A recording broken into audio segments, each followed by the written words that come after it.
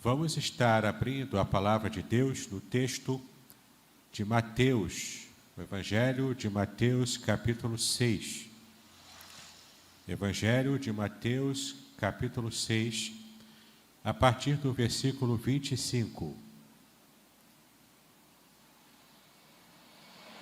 Vamos abrir a palavra de Deus, você também que está em casa, abra em Mateus, capítulo 6, do versículo 25 em diante.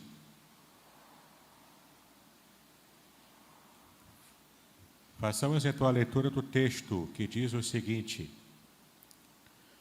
Por isso vos digo, não andeis ansiosos quanto à vossa vida, pelo que haveis de comer ou pelo que haveis de beber, nem quanto ao vosso corpo, pelo que haveis de vestir.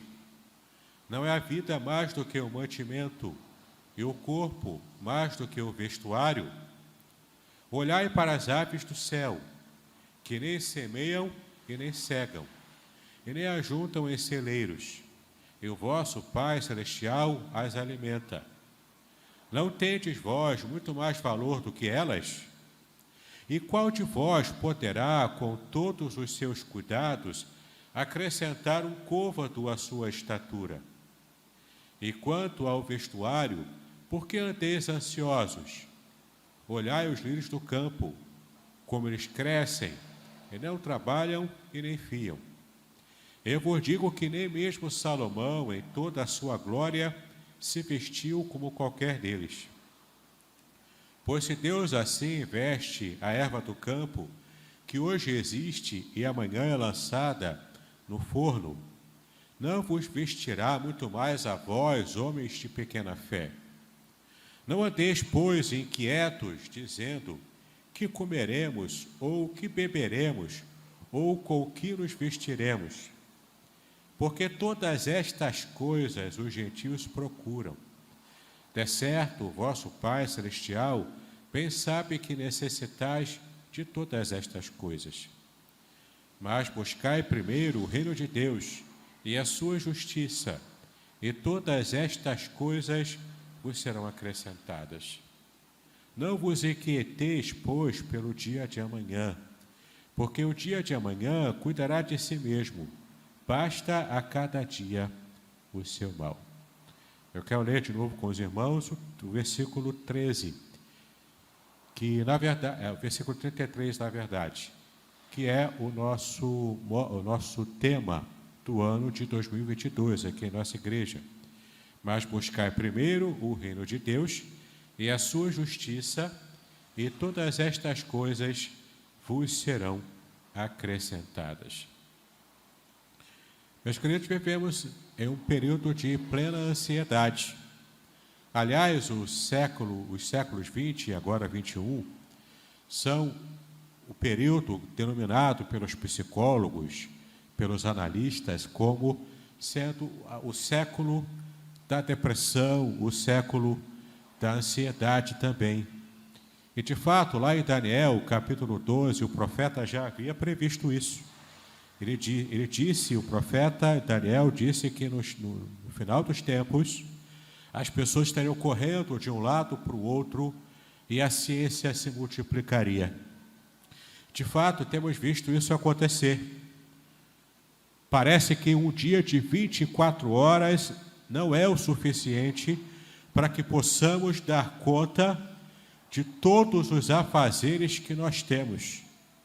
Sejam afazeres impostos a nós pela condição de vida, seja também pela nossa própria ansiedade, pelo nosso próprio desejo de fazer mais e mais, de produzir mais e mais.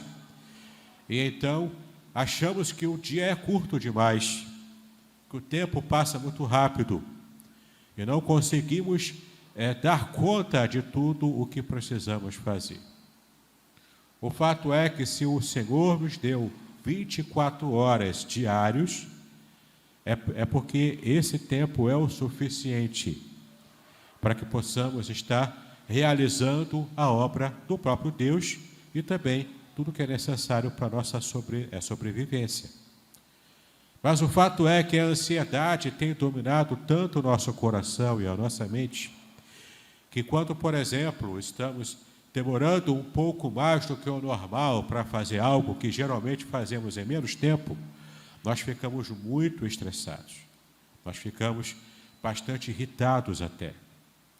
O fato é que precisamos aprender em Cristo uma verdade essencial até para a nossa própria saúde mental e emocional. E vamos meditar hoje, então, com base nesse texto, no seguinte tema: vença a sua ansiedade. Vença a sua ansiedade. Seja a ansiedade por algo que precisamos fazer no campo profissional, no campo familiar, até mesmo com algum trabalho a fazer aqui na igreja, seja a ansiedade por algo que está dominando a nossa mente, como uma situação de saúde física, por exemplo, como uma situação de luto na família, com uma preocupação financeira, desemprego.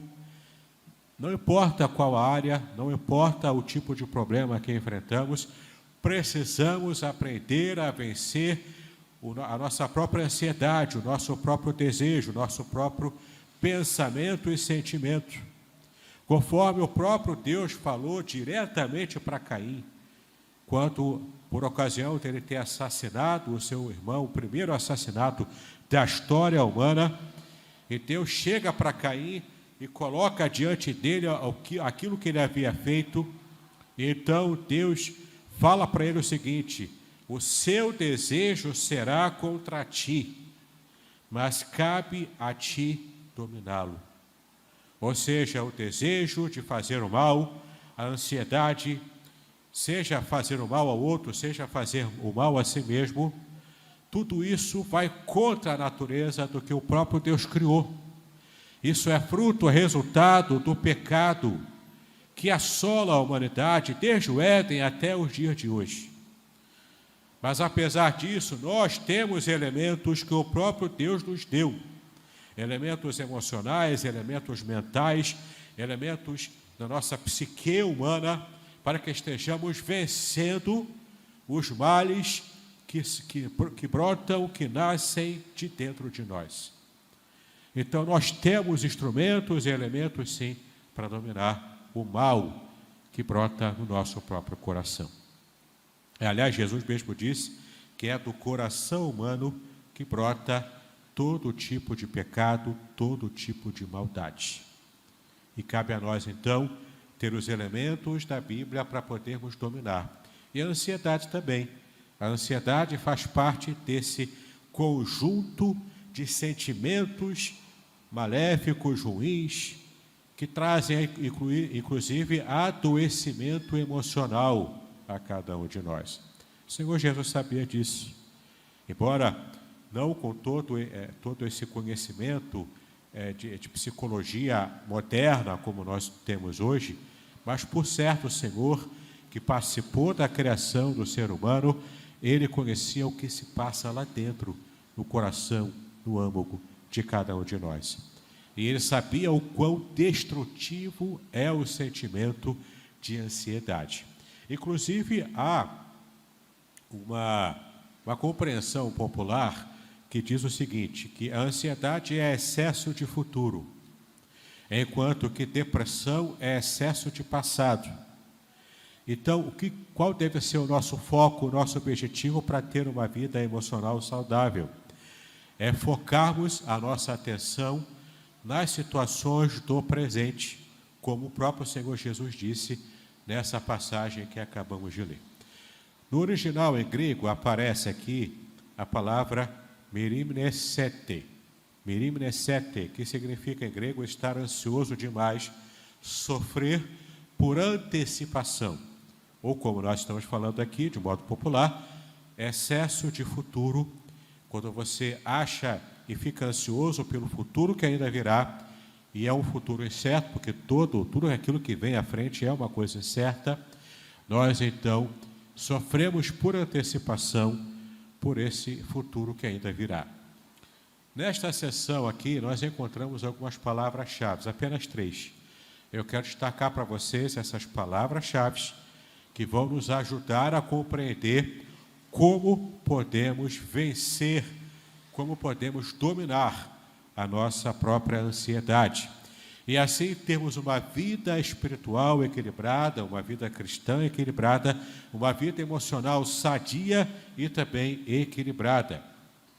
A primeira palavra-chave que aparece aqui é a palavra fé, em grego oligopistoi, que significa, na verdade, literalmente, pouca fé, quando Jesus mesmo diz, homens de pouca fé. E então, quando ele fala aqui, ele usa a palavra pisteu, no grego, que é fé.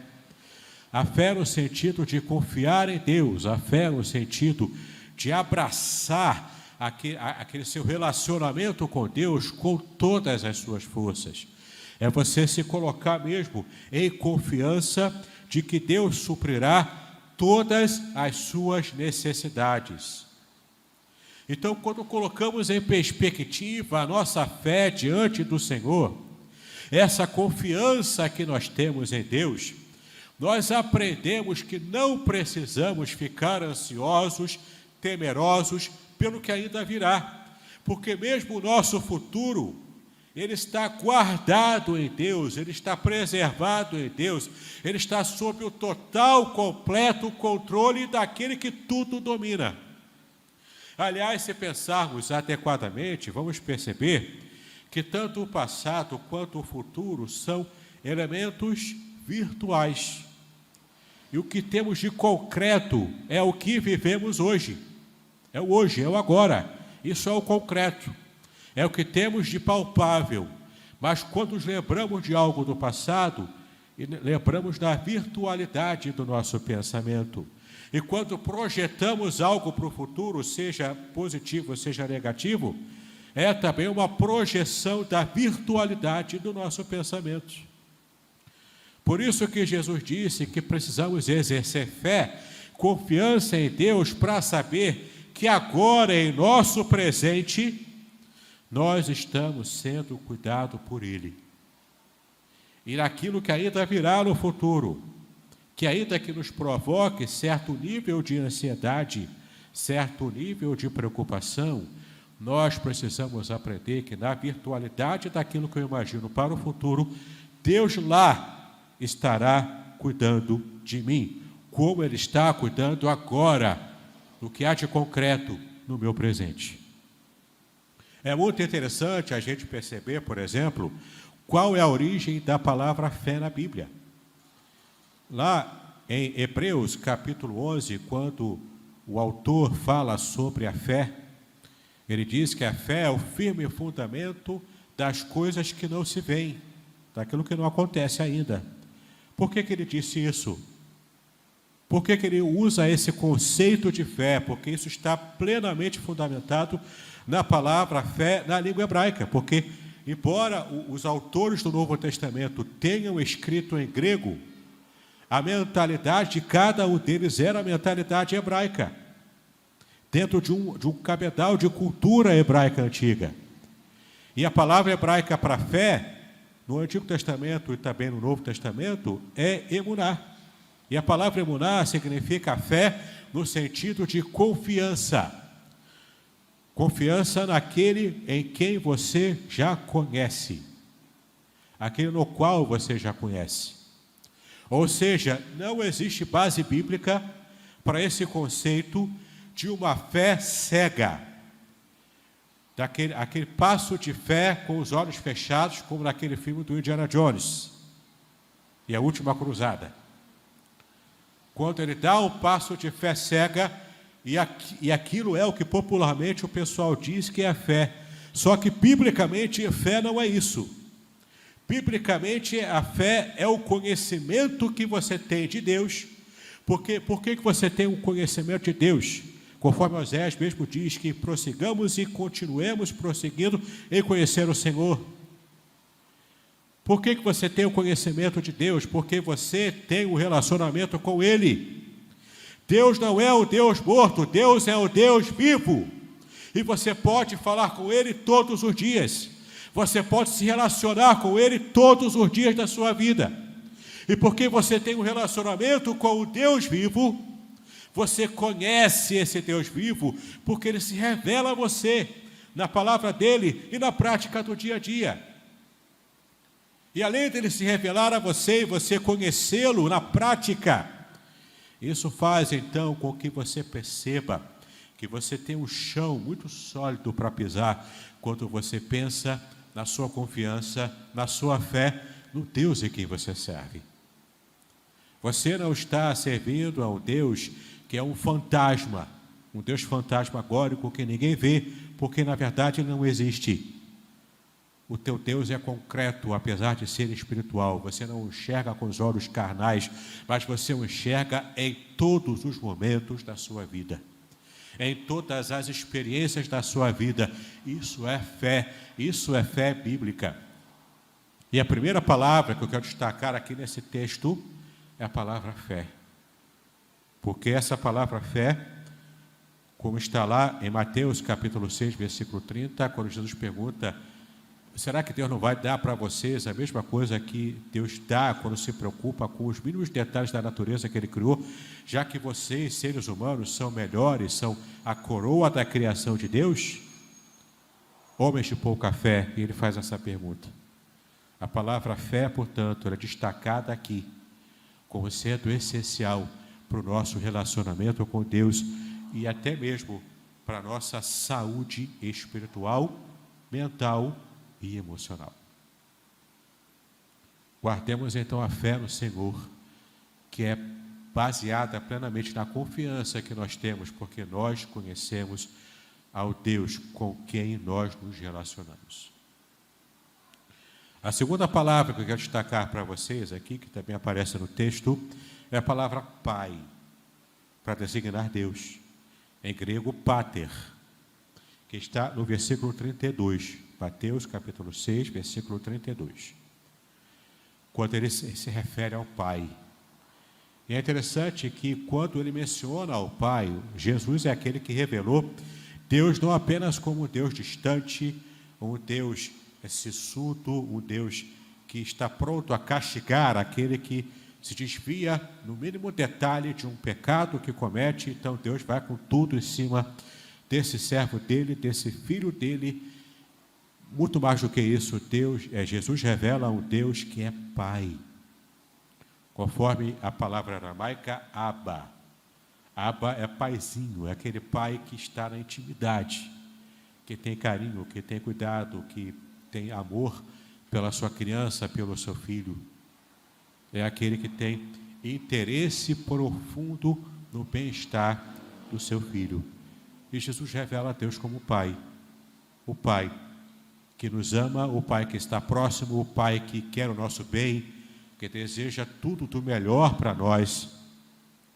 Então, esse Pai que é revelado por Jesus, ele é revelado como aquele que se preocupa com os seus filhos. Queridos, eu não sei se isso está bastante claro na mente de cada um de nós. Eu não sei qual tipo de imagem que você tem do seu próprio pai. Alguns têm imagens boas de carinho do pai que cuidou com carinho, que amava de fato a sua família, mas outros, na sua história de vida, têm uma imagem deturpada do que seria o pai, devido a uma existência, devido a uma experiência ruim na sua infância. Mas eu quero nesse momento destacar para você o quão importante é você se desvencilhar de todo tipo de experiência negativa que você tenha com a figura paterna. E você agora vai se colocar da seguinte maneira: eu confio no Deus que é o meu Pai. E como meu Pai, Ele me ama. E como me ama, Ele está disposto a me abençoar com tudo aquilo que eu preciso para poder sobreviver, para ter uma vida feliz, uma vida completa aqui na terra. Jesus revela ao Deus que é assim, que está perto da gente, que afaga o nosso coração, que nos protege, inclusive dando a cada um de nós aquilo que nos falta, aquilo que em outra situação, sem a ajuda de Deus, teríamos carestia. Mas Deus é aquele que nos abençoa, mesmo quando a gente acha que está sozinho andando no mundo.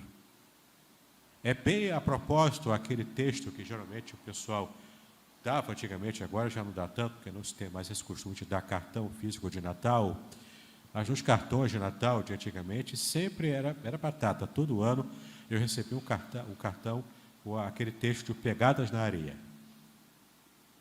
Já recebeu um cartão desse? Não, nunca recebeu? Você é jovem ainda, amanhã velho será. Não é? Então, a gente sempre, eu pelo menos, né, sempre recebi um cartãozinho todo ano, Pegadas na Areia. Que é aquele texto até bastante bacana, né? Que estávamos caminhando e deixando pegadas na areia, então tinha dois pares de pegada, eu e Deus. De repente, na hora da minha maior dificuldade, eu olhei para a areia e só vi uma pegada. Não era a minha pegada sozinha, mas era, na verdade, a pegada de Deus, porque Ele havia me pegado no colo e me carregado junto a Ele. É bacana, né? É poético até. E é mais ou menos isso. O nosso Pai, quando a coisa aperta para a gente, Ele nos pega no colo. Diz o Salmo 37, que o Senhor é aquele que tem prazer em nos abençoar com cada detalhe daquilo que pedimos a Ele. É Deus afagando a gente, é Deus nos colocando no colo, é Deus nos abençoando. E por fim, a terceira palavra-chave que eu quero destacar aqui nesse texto, está em Mateus capítulo 6, versículo 33, que é a palavra primeiro. Sim, primeiro. Em grego, próton. Primeiro no sentido de de colocar como prioridade. Ou seja, devemos buscar em primeiro lugar o quê? O reino de Deus e a sua justiça. Porque a palavra primeiro, a palavra próton, precisa ser destacada aqui nesse texto. Porque quando queremos ter uma vida de pleno controle da nossa própria ansiedade, nós temos, e aqui vem a chave do sucesso nesse controle da ansiedade, nós temos que aprender a colocar prioridades naquilo que realmente importa em nossa vida. E aqui é interessante que Jesus disse que os pagãos é que se preocupam com esses detalhes e até brigam por causa disso. Nas orações para Deus, os pagãos ficavam pedindo a Deus, me dá isso, me dá aquilo outro. Por quê? Porque o foco total da mente pagã, na época de Jesus, era um foco total em cada detalhe e aquele desespero, aquela ansiedade, porque ele não conseguia confiar plenamente no Deus que ele servia, o Deus pagão. Por que os pagãos não podiam confiar? Porque nas mitologias pagãs antigas, os deuses tinham tanto problemas quanto nós, seres humanos. Eles não eram perfeitos, eles não eram amorosos. Aliás, inclusive, na versão babilônica antiga, o Deus pagão mandou o dilúvio. Para quê? Por quê? Porque a humanidade estava aqui na Terra fazendo muito barulho, estava perturbando o silêncio e a tranquilidade desse Deus. Então ele manda o dilúvio para acabar com a humanidade inteira. É interessante a gente perceber a completa disparidade entre o Deus revelado na Bíblia, amoroso, que criou cada um de nós, que tem preocupação, isso é uma forma de falar, né? Que tem preocupação com cada um de nós, que tem profundo interesse a cada um de nós. E aqueles deuses pagãos antigos, que mesmo na época de Jesus, os deuses gregos também eram assim. Então Jesus disse, olha, esses pagãos até têm razão em ficar com ansiedade, porque eles não têm um Deus que de fato se preocupa com eles, que de fato os ame. Mas não é assim conosco. O nosso Pai nos ama. O Pai de vocês ama vocês. Por isso, temos que colocar em perspectiva prioridades na nossa vida emocional e espiritual. Busque, portanto, buscar aqui é procurar com avidez, procurar com vontade. Não é aquela situação que a gente vem para uma reunião de oração, meio sem fé, faz aquela oração só para dizer que fez, né? Para poder cumprir um protocolo social no meio evangélico. Não, é mais do que isso.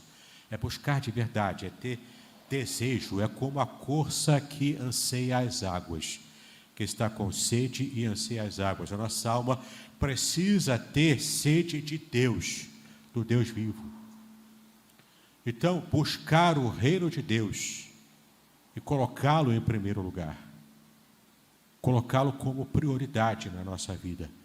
Isso é deixar de ficar focalizando apenas as questões menores do nosso dia a dia, para termos uma perspectiva elevada, uma visão elevada do que seja o reino de Deus proposto para a humanidade. O que ele quer dizer é o seguinte: nós temos que aprender a exercitar, a tirar o nosso foco dessas questões menores, para pensarmos em um patamar mais elevado onde Deus quer nos colocar, o patamar do reino de Deus, que abrange todo o mundo, abrange toda a humanidade, abrange a restauração do Éden como era antigamente, antes do pecado. E essa é a mensagem do Apocalipse no final de tudo. Quando alcançarmos o céu, alcançaremos essa nova realidade da nova Jerusalém, que é o Éden. É o Éden restaurado para cada um de nós. Essa plena felicidade, onde não haverá sofrimento, onde não haverá dor, não haverá luto, não haverá nenhum tipo de luta. Só vitória, só graça, no final de todas as coisas. Essa é a promessa do Senhor. Então eu preciso focalizar na minha vida, em primeiro lugar, o reino de Deus. Quando eu coloco o reino de Deus em primeiro lugar na minha vida, eu paro de ficar tão preocupado em fazer campanha para ficar rico e ter um iate. Eu não fico mais preocupado em fazer campanha de 7 semanas para alcançar uma vitória financeira. Porque eu passo a ter uma perspectiva diferente. Eu passo a olhar o mundo com os olhos de Deus. Porque o meu foco, a minha prioridade está no reino de Deus. E ganhar dinheiro para mim passa a ser uma situação necessária, porque eu preciso de dinheiro para sobreviver. Mas não é o foco principal da minha vida. Eu passo a entender que gozar de boa saúde física até mesmo é importante e necessário, mas ainda assim não é o foco principal.